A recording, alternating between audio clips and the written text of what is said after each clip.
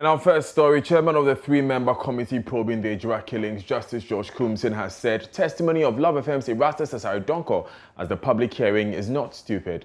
This was his assessment of the journalist following his appearance before the committee. Erastus Donko has suffered vilification from some individuals, including politicians and the chairman of the Parliamentary Select Committee on Defence and Interior, Kennedy Japan, since he sat before the committee to recount what he saw on the day which led to the death of the two persons. The chairman gave his assessment in an exclusive interview granted Joy News today after the committee wrapped up its sitting. We, as a committee, we are a fact-finding committee. And we've not come out to say that anyone's evidence is stupid or is irrelevant. No, so whoever would describe a piece of evidence as stupid or irrelevant, it is the person's own opinion. It's in relation to what Erastus gave to the committee. Erastus gave evidence, a lot of evidence, video, and apart from that, I think he appeared before us, testified, yes, oral testimony. And I don't think none of his evidence looks stupid. As a follow-up to what he's saying, it looks like the testimony and the invitation of the appearance of media people has subjected them to public ridicule. How does the committee see this? Because initially that was the popular opinion, that the attack was coming all from you see, the fact is that we are a fact-finding committee, and we do not just accept things. This is what I have for you, and we have to, you know, inquire where we don't understand certain issues. And you see, one thing I have observed is that the media, the Ghanaian media, when people question some of your acts, it does not mean they want to embarrass you or ridicule you. No. If Kweku comes, he testifies, he's asked questions. If a media man comes, he testifies, he should be subjected to some form of questioning. That doesn't mean that you are being ridiculed. So whoever thinks that the committee tried to ridicule any media personality, I will assure them Generally, how do you rate the cooperation level of people? You can judge for yourself the relationship between the committee and the media who came. Tell me. We are looking at the cooperation of those who came appear before the committee. Witnesses. None of the witnesses. You see, standing here, clearly when a witness is testifying and you see that he's not being frank, I will not say honest because I don't want to refer to anybody as being dishonest. You see, when the person is not being frank with the truth, we cannot say it in public that this man is being untruthful.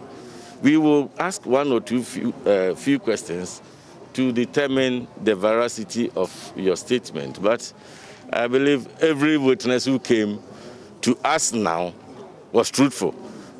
It is only when we sit down to examine and make our findings that we can determine this person was not telling the truth, that person was being economical with the truth. Now you have finished with your work. What's your expectation as a committee in terms of acceptance and implementation of your recommendations? As I stated earlier on, our duty is to find the facts, make recommendations. After our recommendations, what else? I continue with my life as usual. I have no personal expectation. I have come to do my work. Once it is done and I submit my report, I'm done. Would you have any advice for the youth in particular who are mostly involved in rioting or demonstrations? You see, as I said in the Tree version, what the youth need is patience. You see, some will say that we want justice. Justice rushed, you understand? It's not the best. It doesn't result well. But although justice delayed, it is said is justice denied. But sometimes it is good you go through the processes. You understand? You go through the processes so that at the end everybody will be satisfied. But if you rush through justice, from some of the videos, some people were demanding justice within 1 week. You think, assuming it is a murder case, tell me, can a murder case be resolved within 1 week? Even the trial itself. You understand? So that's why I'm appealing to the youth. They should, most of the times, exercise restraint so as to get the justice that they require.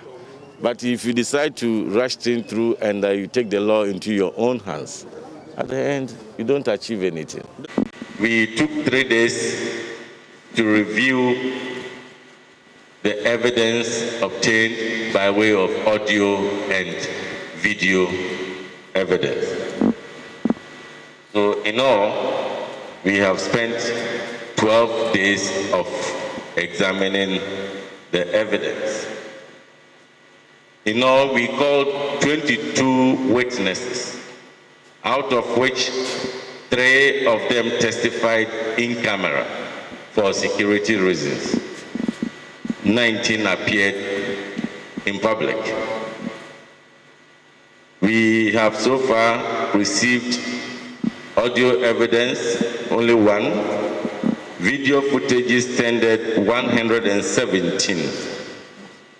Pictures in soft copy 555. Documentary evidence 8. Written statement 2.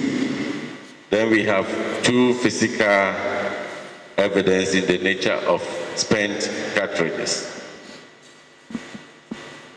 On behalf of the committee and on my own behalf, we would like to thank the media who have been our partners in this exercise. We are very grateful to you. Without you, this hearing wouldn't have reached the people out there. What is left for us to do is to go through the evidence received and write our report and recommendation to the Minister of Interior. We must say that we've enjoyed the company of the media. Those who are here, they know the relationship that we have established. And we know we can count on the media anytime such matters are to be carried out. We are grateful to you all, and very soon our report will be made public by the authority concerned.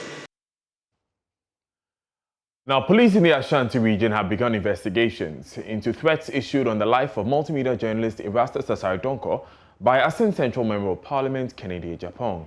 A statement signed by the Deputy Regional Commander DCOP David Ajimai Ajim acknowledged receipt of an official complaint filed by the multimedia group asking for a thorough investigation and protection for Erastus Asare-Donkor and promised to periodically communicate their findings. It reads, the Ashanti Regional Police Command has received a formal complaint and petition for multimedia group against Kennedy Agyapong, Member of Parliament for Assin Central constituency, for threats allegedly made against their journalist, Erastus Asare-Donkor. The petition is receiving attention and being investigated by the Regional Crime Officer, and any further developments will be communicated.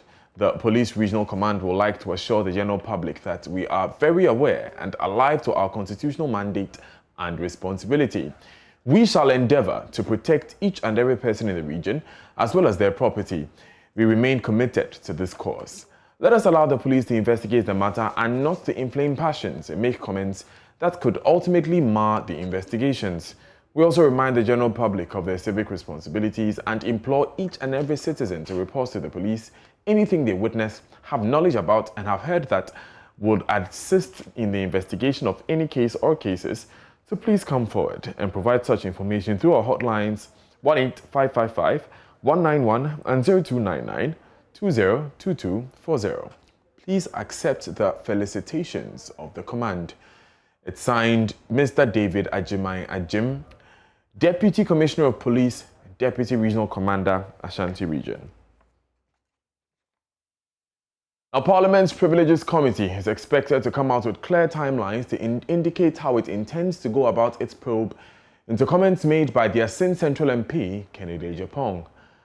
The committee is seeking to determine whether his comment that Love FM's Erastus Asaridonko ought to be beaten mercilessly brings the image of Parliament into disrepute. Speaker of Parliament Alwyn Bagbin referred the matter to the committee following a request by Tamale North MP Alhassan Sohoyini. But Deputy Majority Leader Alexander Apenyo-Markin is raising red flags about the directive, insisting it sets a bad precedent. He tells Kwesi Parker-Wilson why. As a house, we've established our own conventions and practices. Again, we are bound by our rules, standing orders, and that the precedence of application of such nature requires that when the motion is moved, it has to be seconded. Members are given the opportunity to express their views on it. This is not what happened, and I disagreed with Mr. Speaker on the ruling he made. So you think he erred, clearly? I said that I disagree with Mr. Speaker on the ruling he made. That notwithstanding, that is Mr. Speaker's decision. I believe that procedural propriety is very essential in any inquiry, in any referral. The position is that when all men find a man's hand in the till, his guilt must be proven. So I am a student of parliamentary jurisprudence, and there's no way I would want to go on a path other than the known path of parliamentary jurisprudence. That is why I felt that the approach was not consistent with the standing orders. There are those who have said that clearly the videos are there. We've heard the voice clearly. So there was nothing about procedure. Clearly, individuals petitioned Parliament, and the Speaker took the right decision. We are talking about procedure. Did the Speaker see the video? Did the honourable member even procure the video to mount his argument? You see, sometimes we create these impressions about certain things, and at the end of the day, it comes back to haunt us. We shouldn't create an Okotodi and a budget situation here. All right? We shouldn't create an Okotodi and a budget.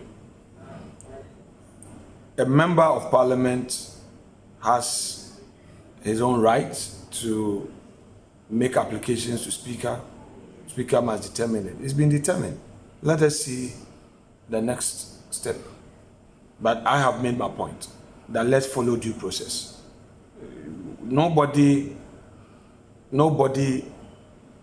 will recommend that if a person is caught stealing, he should be stoned to death.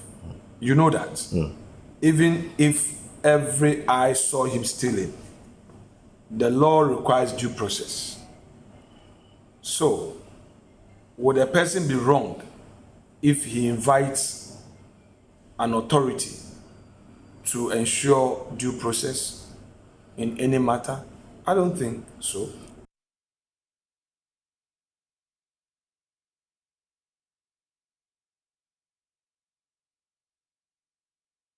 Now, the Parliamentary Select Committee on Defence and Interior has been on a fact-finding mission into circumstances leading the Wa military brutality.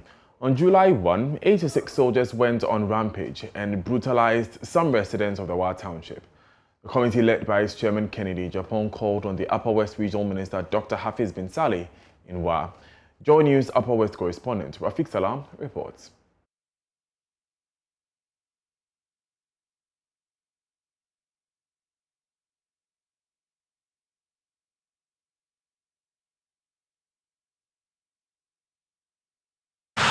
The members of the Parliamentary Select Committee on Defence and Interior were met on arrival at the Wa Airport by members of the Upper West Regional Security Council.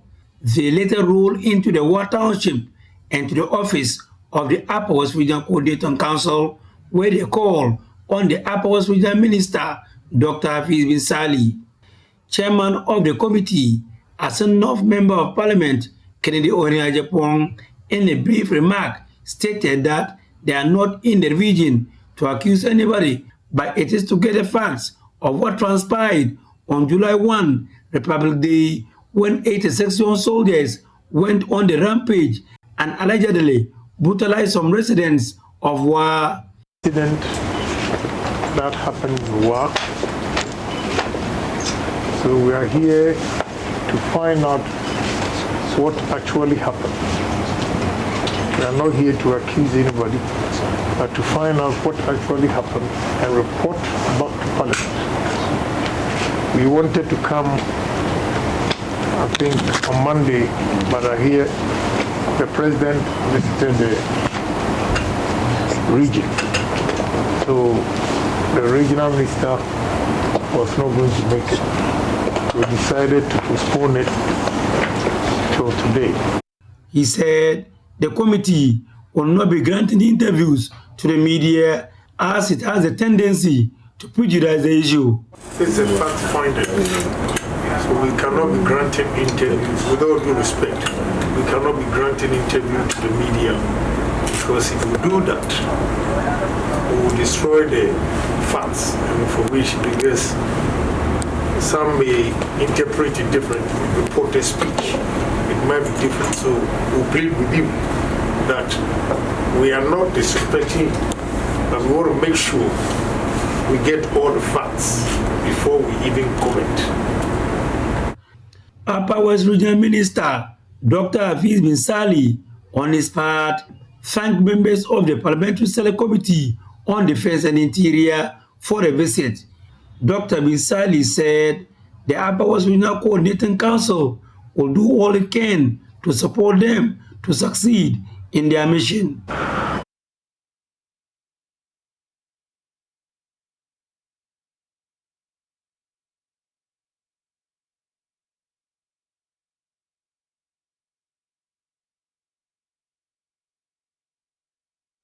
Now, police in Takoradi say the Jasihini of Wasa Pinto traditional area, who went missing earlier this week, says he was not kidnapped. Dr. Nana Adakwa Bediako III, who is the Jasihini of Takwa, went missing on July 14 after a suspect who threatened him was granted bail the day before. Police and national security officials launched a nationwide search for him, but on Thursday night, his family said the chief had been located. Public Relations Officer of the Western Region Police Command, DSP Olivia Irabna Ediku, says the chief at Pomanko in the Posiga district. A meeting held between the National Coordinator, Major General Emmanuel Kotia, and President of the Togo Boundary Commission on Thursday agreed the 1926 demarcation using River Pomanko as the boundary line should be respected, while the technical committees of the two commissions ensure installation of all missing boundary pillars. Maxwell Agbagba is in Paga with the Ghana Boundary Commission, where similar talks were underway with authorities from Burkina Faso.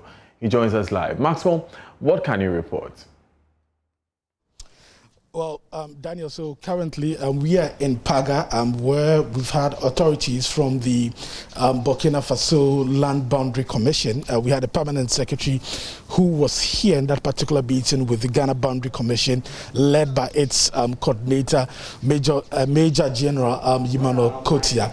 And they made very huge progress, especially in resolving some border disagreements in the Baku West district at that end of the border, and that disagreements were issues of encroachment, and then the activities of a mining community very close to the border, which was affecting the demarcation and the boundary pillars that had been installed.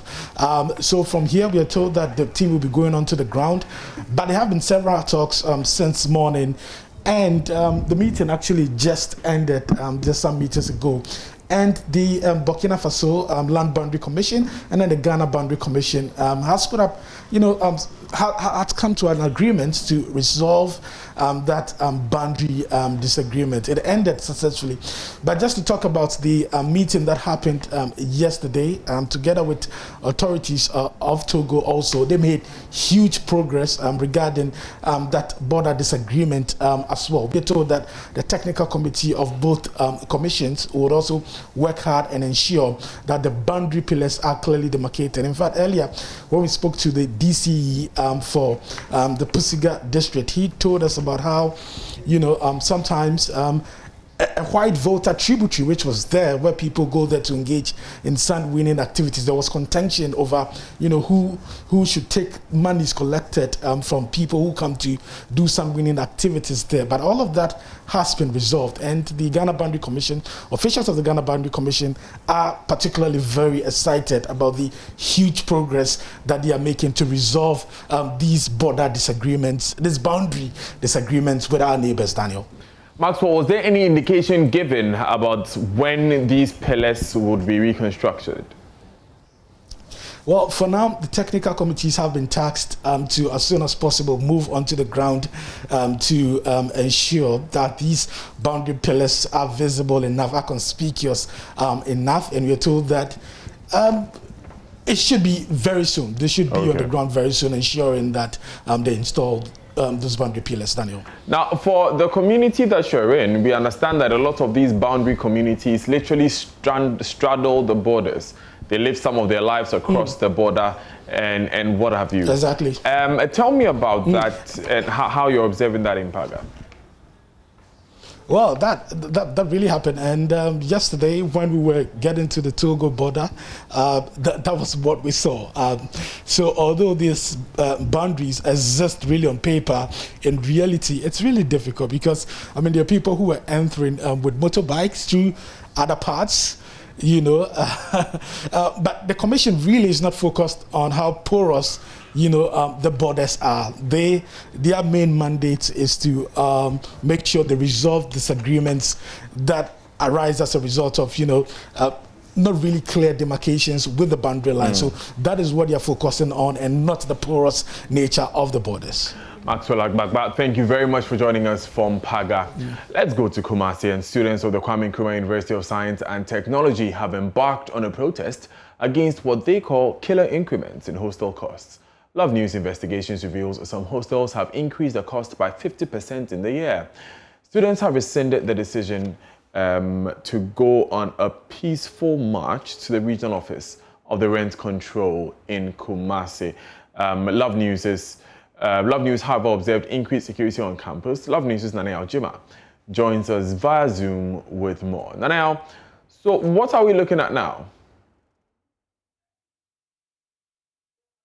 These are students who have marched through various halls, the traditional halls on campus, trying to mobilize people to join the protest against what they call killer increments in the hostel costs. Now, not long ago, the students passed by the administration to tell the school administration how they feel about the increment in prices. What they are saying is that everybody deserves an accommodation on campus, and therefore they need to reduce the prices of these hostel facilities in the school. Now, interacting with some of the students, according to them, already some of the they are paying as high as 5,000 cedis for 2-in-1 accommodation in some of the hostels outside campus. So what they want the school authorities to do is to sit with these hostel managers, talk to them about the pricing,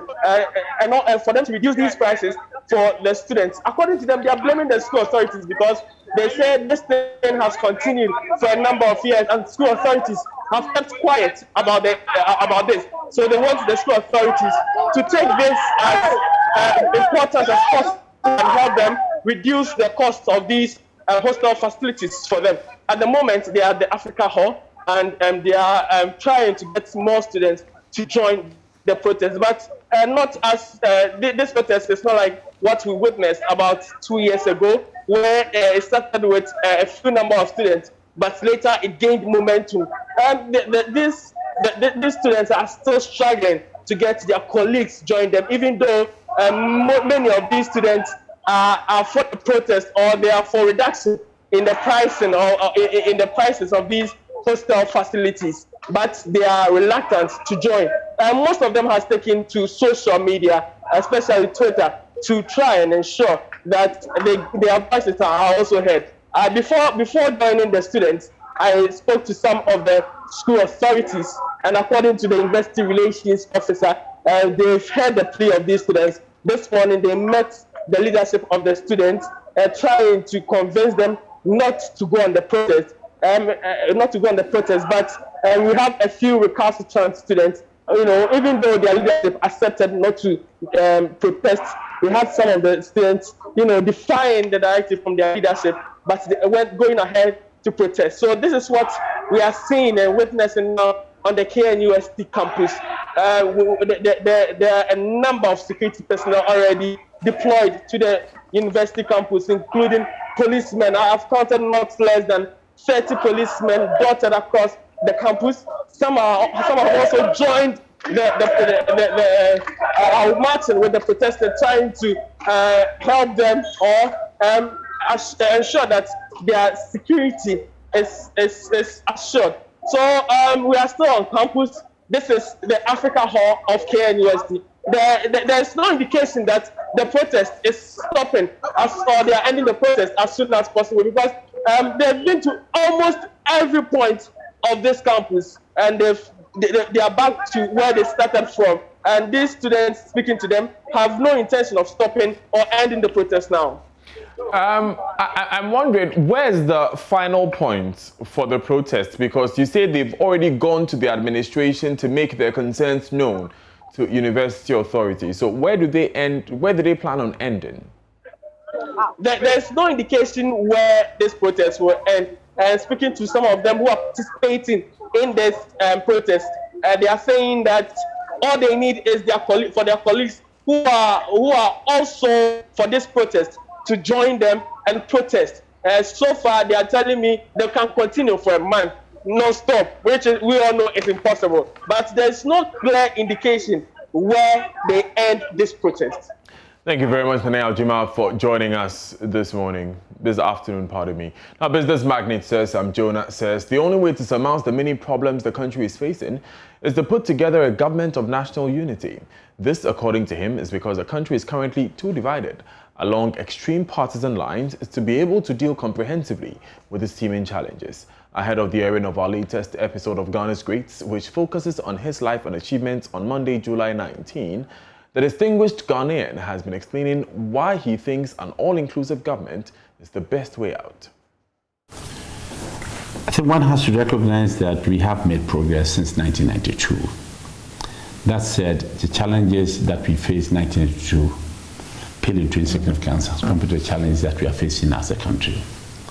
But in terms of the environment itself, I think the environment is too toxic and partisan for my liking. I mean, literally everything is seen through the prism of politics. And that affects everything, every decision that is taken. But we are facing very severe, very serious challenges as a nation. I mean, you only have to look at the state of the economy. This country is being weighed down by debt. I mean, just to put it into perspective, 80% of our domestic revenue go to service debt. Just think about it. If your father, 80% of what he collects as salary goes to pay off part of his debt, what will be left for food? What will be left for hospitals, for the bills? What will be left for everything, schools and all of that? So there's not an awful lot that will be left for wages, meaningful wages for Ghanaian workers employed by government, for roads, for schools, for hospitals, for investments in water, and all of those things. So the challenge economically are very, very onerous. And how do you deal with these challenges? Look, take youth unemployment. Youth unemployment is now a national security matter. Helplessness and hopelessness leads to mischief. Because as they say, the devil finds mischief for idle hands. People walk through my office every day, young men and women, with qualifications that I never dreamt about. And yet they have no jobs. Let me make it clear. It is not the government's responsibility to create jobs.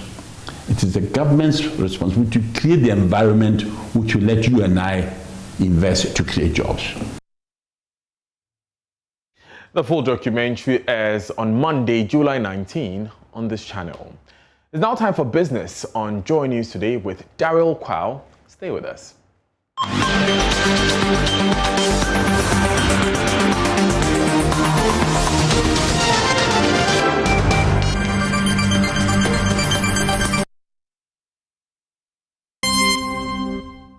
Let's do business. And government has been urged to introduce new and innovative technologies that support food production to improve food security in the country. According to a professor of engineering at the Kwame Nkrumah University of Science and Technology, Emmanuel Bobobi, the adoption of technology will help improve agriculture in the country. Mahmoud Mohammed Nuruddin reports. Professor Bobobi says improving food security and reducing post-harvest losses are critical for the country's development. He spoke at a training and demonstration workshop for 20 farmers, tractors operators and processors. And you know, it is good for the country to take this over so that the benefit of university research can actually go down to the population. And that should be how the relevant the university or the higher education or tertiary education system in the country or the continent should benefit the people. After training the higher level manpower, these innovations that we are doing is actually going to develop industries, remove burdens of doing some of the activities, and then make industrialization easy. With what we have just seen now, I mean, cassava industrialization is just, at the doorstep.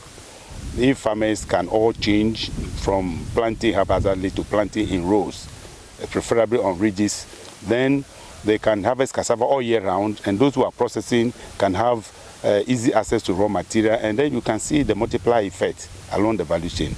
Mechanized cassava production has the potential to provide jobs for the youth by making cassava production efficient and less stressful. Professor Bobobi says if the technology is adopted by the farmers and those involved in the production of cassava, it will become a multi-dollar product across Africa. Ghana is the second largest producer of cassava in Africa. In fact, at the world level, we are the 5th. But if we adopt this protocol we are rolling out now at the Kwame Nkrumah University of Science and Technology, it is going to quadruple the production. And it's likely we can even be competing, move away from the 5th to maybe 3rd.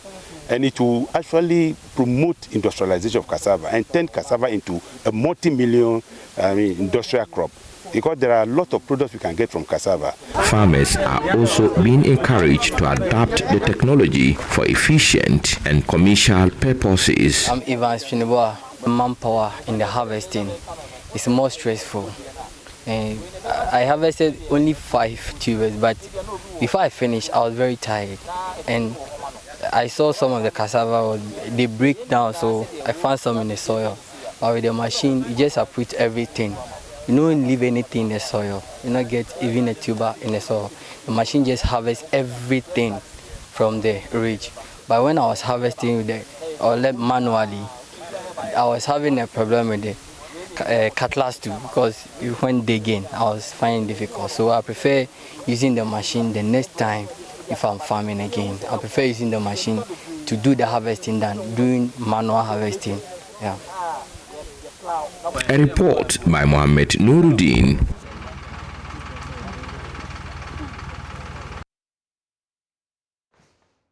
Now, as part of measures to cushion small and medium enterprises from the adverse effects of the COVID-19 pandemic, Vodafone Business has launched a special data package for businesses to minimize their cost of communications.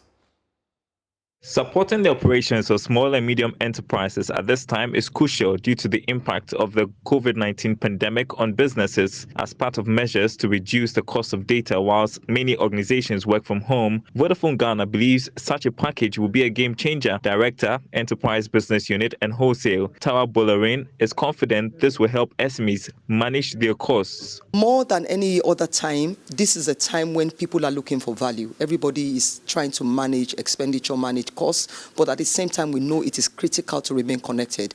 You have a workforce of people in the field. They need to be able to talk to customers. You need to be able to talk to them, and you need to be able to do it as cost effectively as possible. But making sure that we're also supporting SMEs through this pandemic and ensuring that as much as possible they're managing their costs, more effectively. We've done this for them. So, for example, if you take a package and you need to be able to speak to all your staff, and you're talking about the cost of on-net versus on-net with the package that we're actually, as long as it's the staff of the organization, you can continue to talk to them for free. And you're not worried about that. It makes it easy. When people are on the field that they need data, they need to use WhatsApp, they need to go on social media, they need to email, it makes it easy for you to do so. The company will continue to offer support for the sector through innovation and other special packages. Everybody wants to grow beyond the physical presence. So you want to make sure that, just because I have a shop in Adenta does not mean that somebody who's in Kumasi can't buy from me. How do they want to buy from you? If you're online and you can show your presence online and you're able to fulfill and take money from those customers, you can also extend your business beyond your physical location and hence your business online. So, there's so many things that we're doing. We'll continue to do this. This is not the first thing that we've done. This one was really focused on, let it be about mobility, mobile data, mobile voice, and let it be about flexibility and value.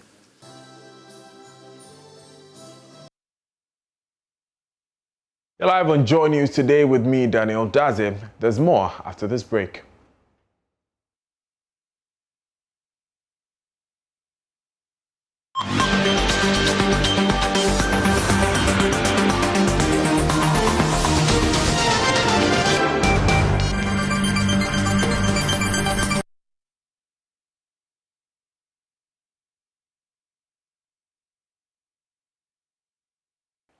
Hello, good afternoon and welcome to the sports segment with me, Oriku Wampo. Former Black Stars defender John Pinto has asserted that the Volta region is blessed with enormous football talent. He indicated that with the right support, guidance and training, these young talents can be nurtured into professional footballers to feature in any team across the globe.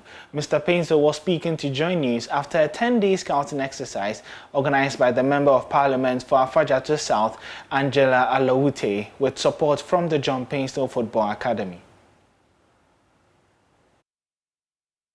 A total of 720 young men from about 40 communities participated in the gala competition.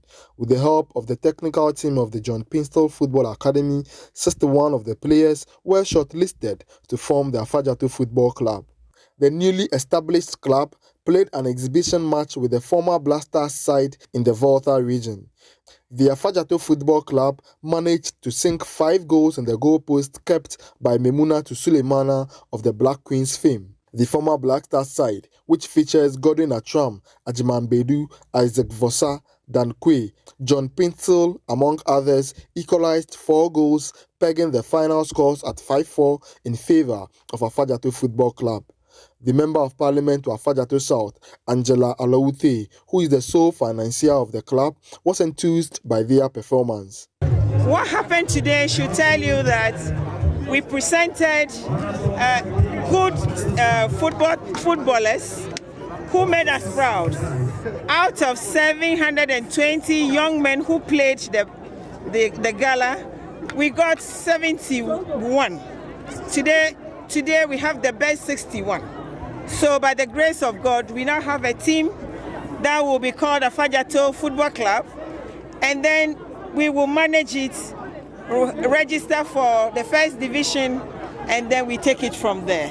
And so today, Afadjato, we also have a club. We've declared it already. And then we thank God that my boys were able to beat the almighty footballers. We beat them up. Whether it is half goal or not, we gave John Pinto and his people a loss. John Pinto, who was in charge of the scouting exercise, expressed satisfaction at the performance of the newly scouted players, indicating they possess the prowess to be developed into professional footballers. Yeah, I think I've been to Volta. This is my 4th place. And I will say it has been amazing journeys everywhere I go. It has been a good journey. My impression today, it's amazing. I mean, it keep pushing. It keep giving me challenges with the players, seeing different talent, players who are already made, that coaches don't need to polish them. I never thought such talented players heading somewhere. But we believe that by the close of the year, we'll be able to find players who plays like of Stephen Appiah, like Kingston, myself, Sam Johnson. I will play them. We have players who play as same as these seniors that I've mentioned their names, which they're hiding, believing that there's no help, nobody is here to help them. But John Pinto Football Academy is in to help, to scout and bring the best out from them. These 5 players were selected to join the John Pinto Football Academy in Accra. Fred Kwame Asari, Joy News, Ve Golokwati.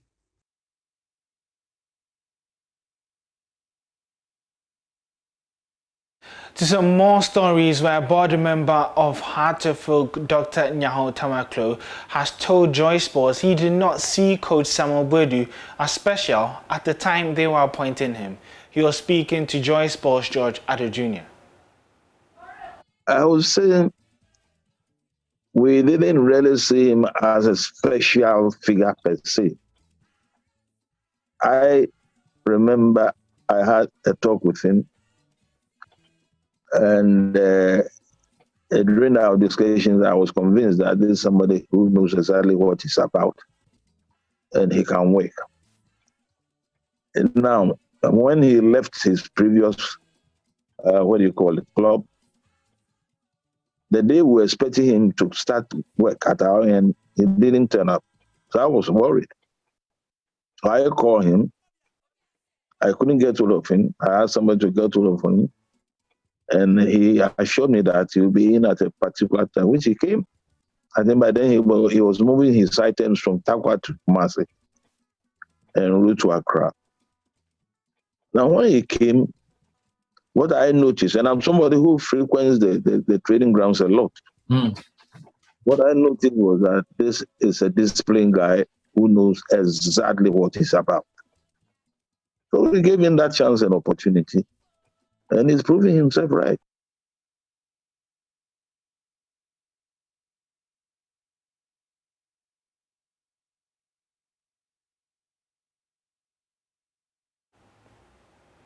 That's how we wrap up the sports here. You can get some more sports stories at myjoyonline.com/sports or follow us on social media at Joy Sports GH. We do have more sports news for you also on the Joy News channel at 2 p.m. My name is Oreko Ampofo.